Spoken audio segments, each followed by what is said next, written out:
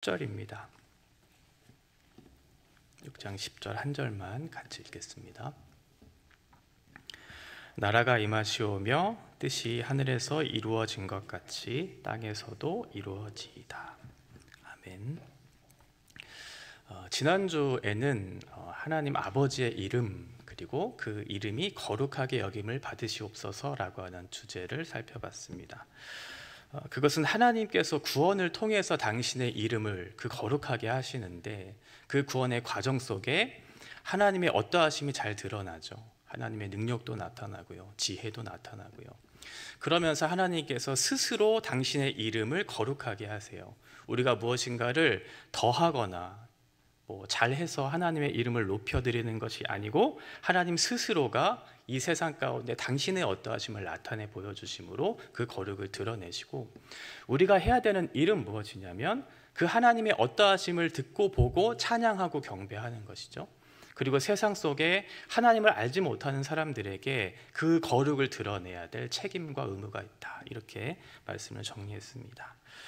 오늘은 나라가 임하시오며 라고 하는 본문을 우리가 살펴볼 텐데, 개역개정에 보면 이 나라가 임하시오며 이렇게 되어 있지만 헬라어 원문에 보면요, 수라고 하는, 이건 대명사인데요, 그 당신의 이렇게 2인칭이에요. 2인칭 소유격으로 당신의, 이건 주님을 나타내는 것이겠죠. 하나님의, 그리고 나라에 대해서도 정관사가 붙어서 그 나라가 오게 하여 주십시오, 이렇게 되어 있어요.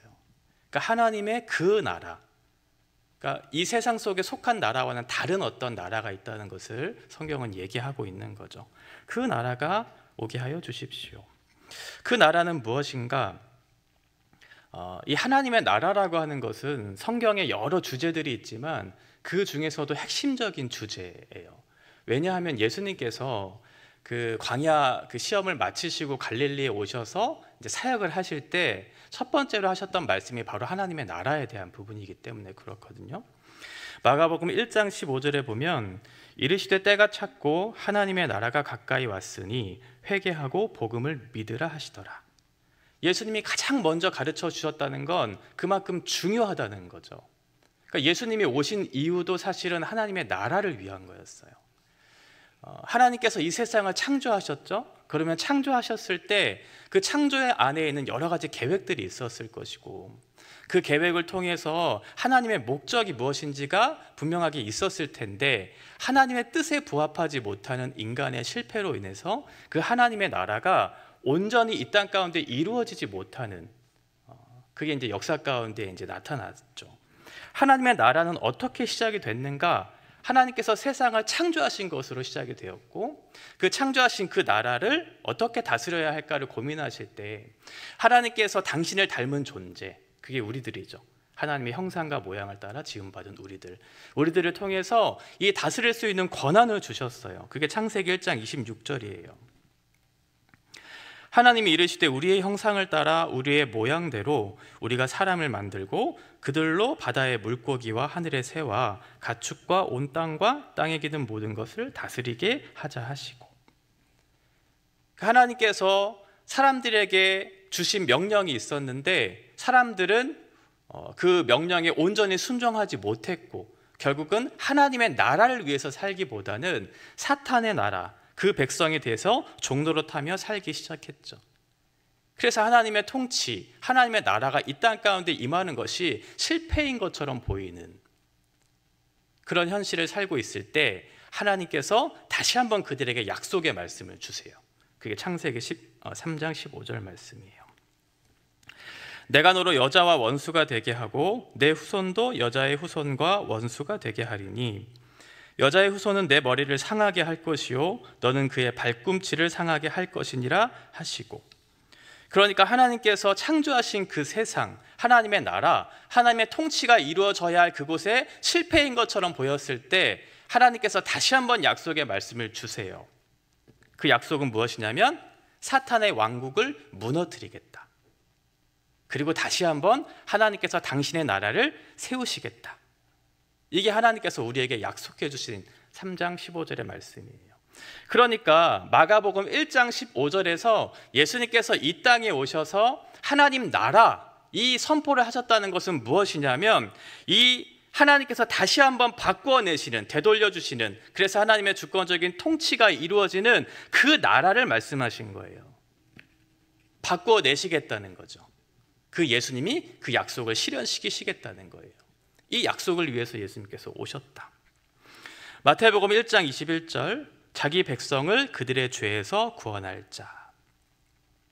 예수님이 이 땅에 오셨던 이유는 자기의 백성을 구원하시기 위해서 오셨어요. 왜 그러셨을까요? 그 구원을 통해서 하나님의 나라를 완성시키시기 위해서. 하나님께서 당신의 구원을 이루실 때, 그 나라를 이렇게 이끌어 가실 때 그 가운데 하나님의 능력이 나타나잖아요. 그 이름이 거룩하게 되잖아요. 이것이 하나님의 뜻이었고, 그것을 위한 기초적인 작업이 무엇이냐면 하나님께서 당신이 택한 백성들을 구원하는 거였어요. 그 나라가 하나님의 뜻에 부합하기 위해서는 어떻게 돼야 될까요? 그 나라에 속한 국민들이 그 나라의 왕이신 하나님의 뜻이 무엇인지를 알아야 되겠죠. 그런데 인간은 타락해서 하나님의 뜻이 무엇인지 몰랐고, 하나님께서 목적하신 아름다운 모습으로 살아낼 힘도 능력도 없었어요. 그래서 예수님께서 그 하나님 나라를 완성시키기 위해 첫 번째 해야 될 것이 무엇이었냐면 당신의 백성들, 그들을 죄에서 구원하는 거였어요. 그래서 하나님 나라의 백성으로 삼아주시기 위한, 그것을 위해서 예수님께서 오신 거죠. 오늘 우리가 보려고 하는 나라가 임하신다라고 하는 건 주기도문의 구성 중에 두 번째 그룹에 속한 거였어요. 하나님을 위한 간구, 그 하나님을 위한 간구 중에 두 번째. 그런데 하나님을 위한 간구가 총 3개가 있었거든요. 그게 뭐냐면 하나님의 이름, 하나님의 나라 두 번째고, 다음 주는 제가 설교를 안 하니까 그 다음에 살펴볼 게 하나님의 뜻이거든요. 그러니까 이 이름과 나라와 뜻이 하나님을 위한 간구예요. 그런데 잘 살펴보면 이 3가지가 같이 연결되어 있는 것을 우리가 생각해 볼 수 있어요.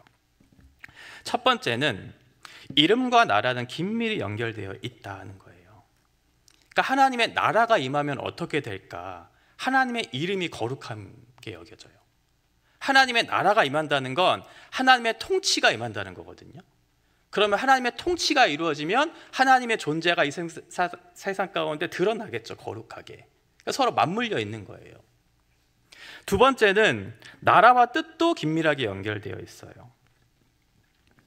나라에서 이루어지는 그것이 하나님의 뜻이기 때문에 그렇죠. 그러니까 이게 서로 연결되어 있는 거예요. 그러니까 이름과 나라와 뜻, 이 3가지는 사실상 하나의 기도예요. 하나의 기도. 하나님의 나라가 이루어지면 하나님의 이름이 거룩하게 될 것이고, 하나님의 나라가 이 땅 가운데 임하면 하나님의 뜻이 이 땅 가운데 이루어질 것이기 때문에 그렇죠. 그래서 헬라어 원문에 보면 이 3가지의 기도문이 동격으로 되어 있다는 것을 확인할 수 있거든요. 3가지가 결국은 하나의 기도다. 그러면 왜 하나님의 나라가 임하기를 우리가 기도해야 하는가? 예수님께서 요한복음에서 하나님 나라에 대한 개념을 설명하실 때 3장 5절에 보면 예수께서 대답하시되 진실로 진실로 내게 이르노니 사람이 물과 성령으로 나지 아니하면 하나님의 나라에 들어갈 수 없다, 이렇게 되어 있어요. 그러니까 하나님의 나라는 기본적으로 구원하신 하나님의 능력이 나타나는 곳인데, 그 능력이 나타나는 곳, 그래서 그 능력이 나타날 때는 구원을 통해서 나타난다고 말씀을 드렸죠. 그러면 구원받은 백성들이 무엇을 할까요? 거룩하신 하나님의 뜻을 알게 되겠죠. 그래서 그 구원받은 백성들이 하나님의 뜻을 이루어가는 것이 하나님의 나라인데, 그러면 하나님의 나라를 이루시기 위한 첫 번째 전제가 무엇이냐면, 제가 서두에 말씀드렸던 것처럼 이 사람들은 하나님 나라의 백성이 되어야 된다는 거예요. 거듭나지 않고는 하나님의 나라에 들어갈 수 없다고 예수님께서 말씀하셨던 것처럼. 그러니까 우리가 생각할 하나님의 나라는 어떠한 곳인가? 하나님의 나라는 의로운 곳이죠. 그리고 사랑이 넘치는 곳이죠. 슬픔도 아픔도 없는 곳이죠. 그래서 가끔 사람들이 생각해요. 그러면 정의로운 나라, 사랑이 넘치는 나라, 그런 나라를 세워가면 되겠구나. 그러면 하나님 나라가 이 땅에 임할 수 있겠구나 라고 생각하는 많은 사람들이 있다는 거예요. 하나님 나라의 운동은 무엇일까? 그래서 어떤 사람들은 스스로가 그것들을 잘 만들어가면 이 땅에도 하나님의 통치가 이루어질 것이라고 생각을 해요. 하나님의 나라는 의로운 나라이기 때문에 이 세상의 부조리한 현상들, 빈부격차들, 정의롭지 못한 것들, 불의한 것들, 이런 것들을 바꾸면 되겠구나, 이렇게 생각해요. 그러면서 제도를 바꾸기 시작해요. 법을 바꾸기 시작하고 개혁하기 시작해요. 그러면 하나님의 의로운 통치가 실현된다고 생각하는 거죠. 그것이 불필요한 일은 아니지만 그것 자체로 하나님의 나라가 이루어지는 것은 아니에요.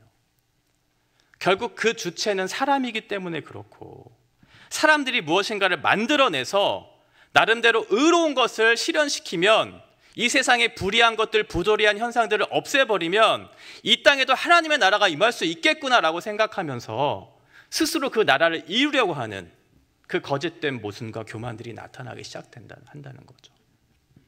예수님 당시에도 그랬어요. 많은 사람들이 예수님을 기다렸어요. 예수님을 하나의 혁명가로 생각했어요. 이 세상을 바꿀 혁명가가 올 것이다. 그러면 이 세상은 우리가 살기 좋은 나라가 될 것이다. 전쟁에서 승리를 가져다 주고, 그 로마의 압제로부터 우리를 해방시켜 주시고, 경제적인 자유와 정치적인 압박으로부터 우리를 자유롭게 할 거야 라고 생각했을 때, 그때 하나님 나라가 임할 것이라고 생각했던 거죠. 그들이 오해했던 거죠. 그런 그들을 향해서 예수님께서 뭐라고 말씀하셨냐면, 요한복음 18장 36절에 보면 내 나라는 이 세상에 속한 것이 아니다. 하나님의 나라와 이 세상의 나라의 질서가 전혀 다르다는 거예요. 그리고 그 나라를 바꾸어 가기 위한, 세워가기 위한 너희는 근본 자체가 틀렸다고 말씀하시는 거죠. 하나님의 나라는 어떠한 곳이냐? 그 핵심은 무엇이냐면 죄로부터의 자유예요. 자유. 죄로부터 자유하지 않는데 어떻게 하나님의 나라를 우리가 이루어갈 수 있으며 하나님의 통치를 우리가 받으며 살 수 있겠어요? 불가능한 거죠. 하나님의 나라는 거듭나야 갈 수 있는 곳이죠. 거듭나지 않은 인생들이 아무리 자기의 생각과 열심으로 이 세상들을 바꾸어내려고, 우리가 나름대로 생각하는 정의로운 세상을 세워가려고 한다 한들 그것이 하나님의 나라가 이루어가는 곳인가? 그렇지 않다고 성경은 얘기하고 있는 거죠. 자녀됨을 통한 근본적인 존재의 변화, 이 구원이죠. 하나님의 자녀가 된 그것으로부터 시작되는 곳이 하나님의 나라다. 하나님의 나라에 들어가지도 못한 사람이 어떻게 하나님의 나라를 세워갈 수 있겠어요? 불가능한 일이죠. 요한복음 3장 3절에 보면 예수께서 대답하여 이르시되 진실로 진실로 내게 이르노니 사람이 거듭나지 아니하면 하나님의 나라를 볼 수 없느니라. 거듭났어요. 하나님의 나라에 들어갔어요. 그러면 하나님 나라의 백성이 되겠죠. 그러면 어떤 변화들이 일어날까요? 삶의 주권을 하나님을 인정하는 그 주권으로 바꾸어내겠죠. 하나님께서 이 세상을 통치하시고 나의 삶을 통치하시는 그 하나님이야. 나의 주인이셔. 이렇게 생각하면서 내 뜻을 굴복시키기 시작해요. 내 왕국을 세우려고 했던 실패들을 이제 굴복시키고 하나님의 뜻에 순종하기를 기뻐하면서 그 통치를 기뻐하며 살기 시작하겠죠. 이렇게 시작되는 거죠. 하나님의 자녀가 되지도 않았고 하나님의 뜻이 무엇인지도 모르고 내 뜻을 굴복시키려고 하는 그런 자세도 없이 어떻게 하나님의 나라를 이루어갈 수 있겠는가. 그러니까 하나님의 나라는 사회 정의와 같은 큰 주제를 얘기하는 게 아니에요. 세상을 바꾸어내야지, 개혁해내야지. 이건 두 번째 문제고요. 첫 번째 우리가 해야 될 것은 무엇이냐면 나 자신이 먼저 하나님의 통치를 받고 있는가. 이걸 생각해야 하셔야 돼요. 내가 하나님 나라의 백성이 되었고 그 나라의 백성으로서 하나님의 통치를 내가 받고 있는가. 그리고 그 구원받은 백성의 수가 늘어남으로 그 하나님의 나라가 확장되어져 가는 거지, 무엇인가를 내가 열심히 노력하고 그동안 해왔던 것들을 더 개발시켜서 우리가 나름대로 생각하는 그 정의로운 사회를 구축하는 것이 하나님의 나라가 아니다. 그러면 한 가지 생각해 볼 건, 우리가 알고 있는 것처럼 예수님의 십자가와 부활을 통해서 하나님의 나라가 이루어졌잖아요. 그러면 그 나라가 이루어졌으면 이 세상에서는 정의로운 것들이 있어야 할 것 같고 더 이상 아픔과 고통이 없어야 할 것 같은데, 이상하게 우리가 살아가는 이미 하나님의 나라가 임한 이 세상을 살고 있는 저희들에게도 아픔이 있고 고통이 있고 갈등이 있어요. 그건 왜 그럴까요? 이미와 아직, 많이 들어보셨죠? 이미와 아직 사이에 우리가 있기 때문이다. 마태복음 12장 28절에 보면, 그러나 내가 하나님의 성령을 힘입어 귀신을 쫓아내는 것이면 하나님의 나라가 이미 너희에게 임하였느니라. 하나님의 나라는 이미 임했어요. 예수님의 십자가를 통해서, 예수님의 부활 사건을 통해서 이 지상에 침투해져 왔어요. 그런데 문제는 뭐냐면 세상의 질서와 하나님의 질서가 여전히 대립하고 갈등하고 있다는 거예요. 투쟁 중에 있다는 거예요. 저는 전쟁을 겪은 세대는 아니지만 전쟁이 끝나고도 여전히 그 국지적으로 이렇게 소모전을 하잖아요. 국지전이 일어나잖아요. 이미 전쟁이 종식됐는데 마치 그런 거예요. 하나님께서 여전히 그 사탄이라고 하는 그 존재에게 그 기회를 허용하고 계시는 것뿐, 그 승리는 이미 우리에게 주어진 것이거든요. 그러니까 마지막 발버둥을 치고 있는 그런 상황 속에 우리가 살고 있기 때문에 그래요. 여전히 사탄의 공격이 우리 가운데 있고, 이 공격은 우리의 마지막 때까지 있을 것이고 그것이 더 거세질 것이라고 성경은 약속하고 있거든요. 그러나 걱정하지 않으셔도 되죠. 왜냐하면 미래적 차원에 보면 이것이 이루어질 것이기 때문에 그래요. 데살로니가전서 4장 16절 17절에 보면, 주께서 호령과 천사장의 소리와 하나님의 나팔 소리로 친히 하늘로부터 강림하시리니 그리스도 안에서 죽은 자들이 먼저 일어나고 그 후에 우리 살아남은 자들도 그들과 함께 구름 속으로 끌어올려 공중에서 주를 영접하게 하시리니 그리하여 우리가 항상 주와 함께 있으리라. 이것이 마침내 언젠가 실현될 거예요. 하나님께서 당신의 나라를 완성시킬 그때가 있을 거예요. 그러나 그 과정 속에 어떠한 일들이 일어나냐면 세상의 많은 나라와 민족이 복음을 듣는 일들이 일어나야 돼요. 그리고 하나님께로 돌아오는 일들이 일어나야 돼요. 그때 이 하나님의 나라가 완성되는 거죠. 그리스도의 재림의 때, 그때예요. 그러니 우리는 이미 승리를 경험했지만 여전히 고통과 갈등과 대립이 우리 가운데 있다는 것을 생각하면서 이것이 이상한 일로 여겨지지 않고 지금의 현실을 담담하게 받아낼 필요가 있는 거죠. 왜냐하면 약속된 말씀이 있기 때문에. 재림과 함께 하나님의 영원한 나라가 오실 것이고 그때는 완성될 것이다. 어떠한 고통도 아픔도 슬픔도 없는, 갈등도 대립도 없는 하나님의 완전한 통치가 임할 것을 성경은 약속하고 있기 때문에, 그러니 오늘의 현실을 살 때에도 그 미래적 차원에서 이루어질 하나님의 나라를 꿈꾸며 신뢰하며 이 땅을 살아가는 것이죠. 계시록 21장 4절, 모든 눈물을 그 눈에서 닦아주시니 다시는 사망이 없고 애통하는 것이나 곡하는 것이나 아픈 것이 다시 있지 아니하리니 처음 것들이 다 지나갔음이러라. 그 나라는 완전한 위로와 자유와 기쁨이 있는 새 하늘과 새 땅이 열리는 그런 나라일 것이다. 이렇게 성경은 약속하고 있기 때문에 그래요. 이것이 우리의 유일한 소망이죠. 세상 사람들은 이것을 알지 못하기 때문에 지금의 현실을 어떻게 살면 행복하게 살 수 있을까, 가치롭게 의미 있게 살 수 있을까를 고민하면서 그 가운데 매어 살지만 우리는 그렇게 살지 않아요. 이 땅을 살아가지만 우리의 눈은 하늘에 향해 있죠. 그리고 하늘의 소망이 있죠. 믿음으로 하나님의 나라가 완성될 것을 바라보면서 현재를 묵묵히 걸어갈 힘이 우리 가운데 있는 거죠. 그러니 우리는 오늘을 바르게 살아낼 수 있어요. 그리고 바르게 살라고 우리를 구원하셨어요. 하나님의 나라가 이미 임하였으니 하나님 나라의 백성된 너희들아, 이 세상에 책임 있게 그 삶을 살아내거라 라고 우리에게 요청하시는 거죠. 그럼 우리는 무엇을 해야 할까?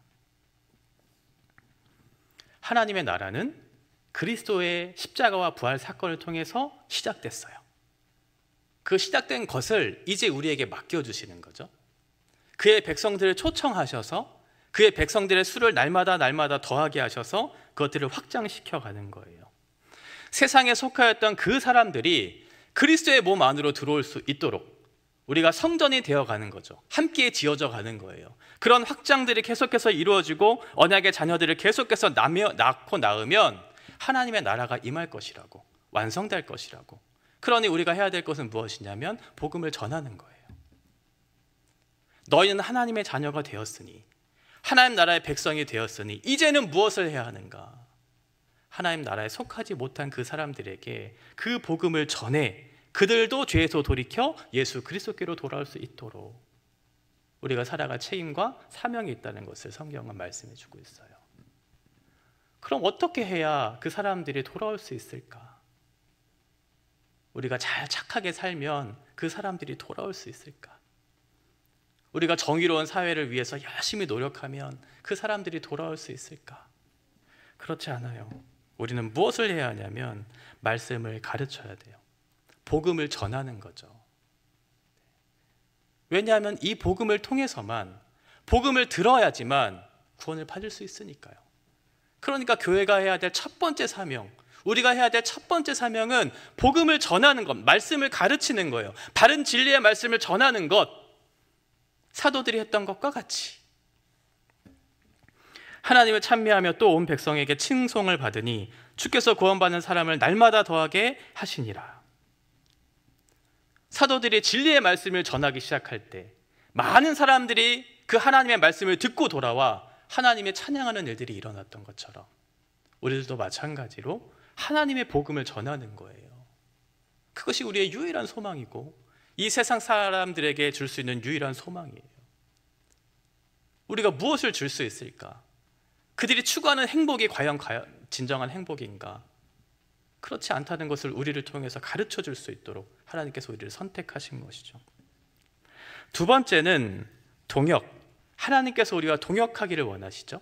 하나님 다 하실 수 있는데 우리에게 맡겨주신 거잖아요. 내가 다 할게. 나 다 할 수 있으니까 너희는 필요 없어. 이렇게 말씀하시지 않으시고 우리와 같은 연약한 한계를 가진 인생들을 부르셔서 그 마음을 공유하게 하시고 그 뜻을 가르쳐 주셔서 복음의 능력으로 살게 하실 뿐만 아니라 능력 있게 그 복음을 전하게 하셔서 이 일을 감당하기를 원하게 하시는 거죠. 우리가 알거니와 하나님을 사랑하는 자, 곧 그의 뜻대로 부르심을 입은 자들에게는 모든 것이 합력하여 선을 이루느니라. 우리의 실패에도 불구하고 하나님은 당신의 계획하신 그 뜻과 목적들을 우리를 통해서 이루시기를 원하시는 거예요.